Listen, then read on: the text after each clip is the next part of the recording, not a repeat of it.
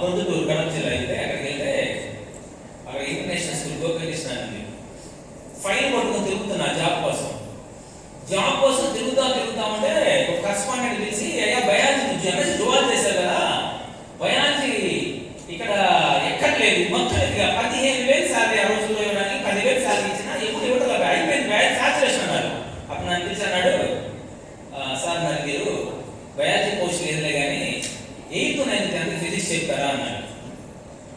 physics చెప్తారంటే నాలో వచ్చిన ఫస్ట్ థాట్, నేను కాకపోతే ఇంకెవరు చెప్తాడు, నేను చదివింది